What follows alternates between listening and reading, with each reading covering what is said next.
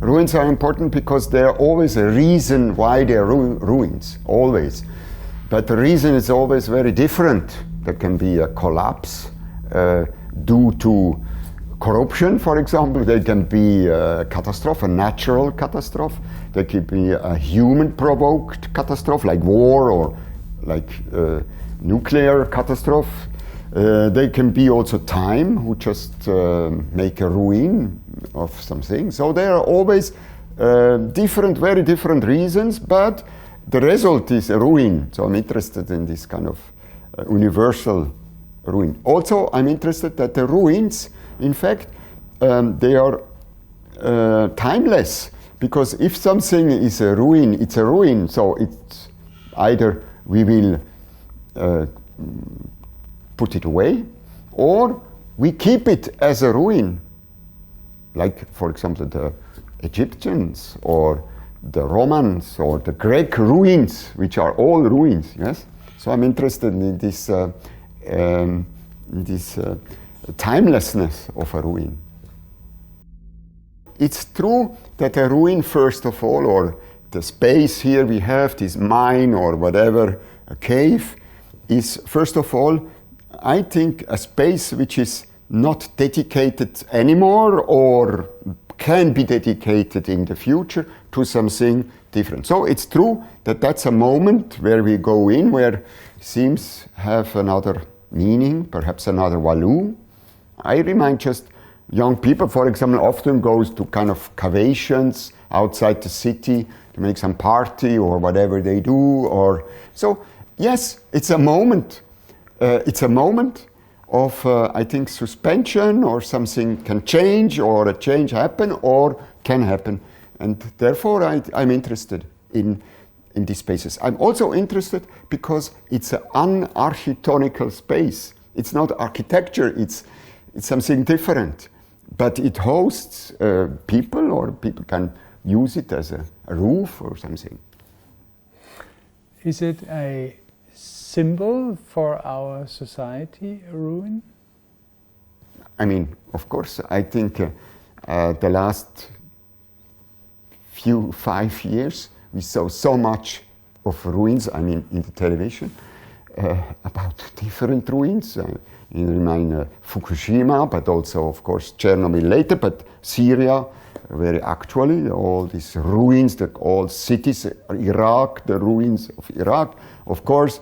Then the tsunamis, which after left ruins behind.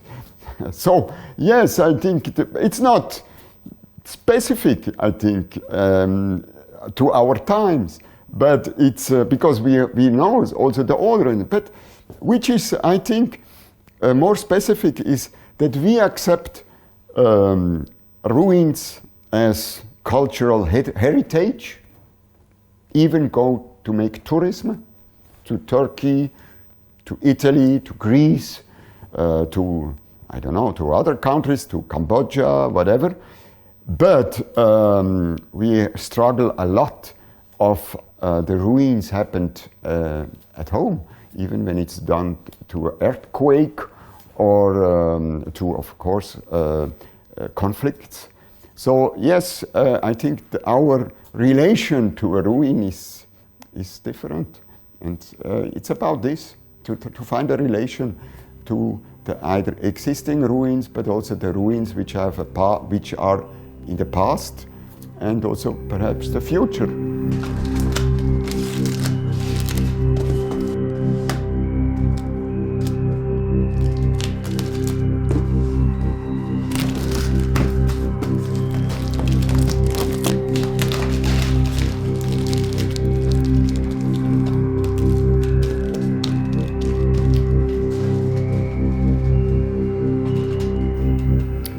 This space, in fact, with all the work we did here, with these 6 helpers every day, is only a half of the work, because it's only, in a way, the skin, the welcoming, the proposition to make a mine here, or a ruin, or a cave.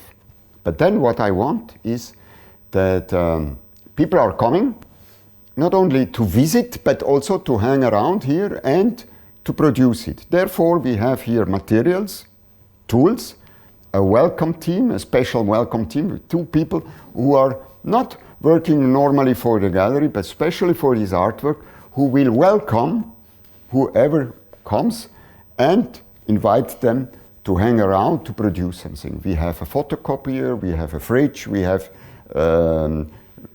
materials to use, but we have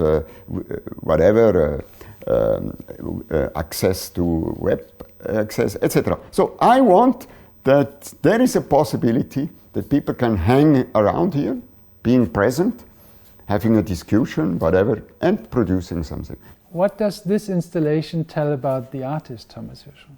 It tells about the difficulty of to do something, the difficulty of give form. It tells about how hard is it, difficult physically, but also intellectually to construct something. How difficult it is also to destroy something. I mean, destroy not the material, but an existing power structure, for example, an existing surveillance structure, whatever, how difficult it is.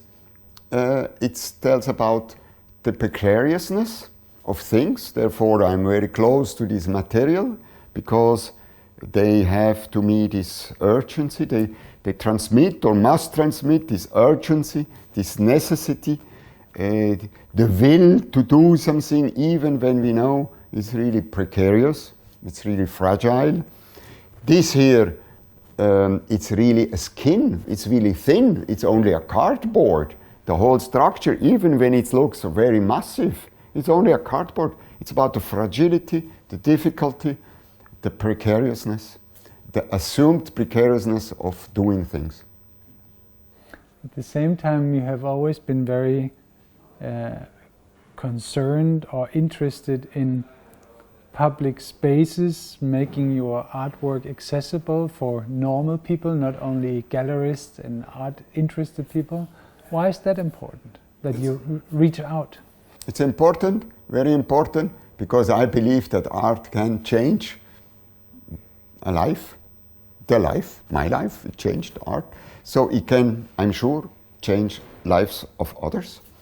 And therefore it is important, I think, as an artist to do this extra effort to reach out to what I call the non-exclusive audience, what I also do with this. For example, I asked and obtained that the entrance is free here. Not because I think people have no money to pay the entrance, but more as a gesture that this is a public space or must have this dimension of public space. And also because I want that people are here every day, so they have not to pay, because I'm very happy that they are here all the day and every day, so they have not to pay second time, third time. So therefore I'm happy that it is possible. Yes, I'm interested in public space, because I think museums maybe in the future more and more should think about their space as a prolongation or an extension of public space, because the public space is in danger all over.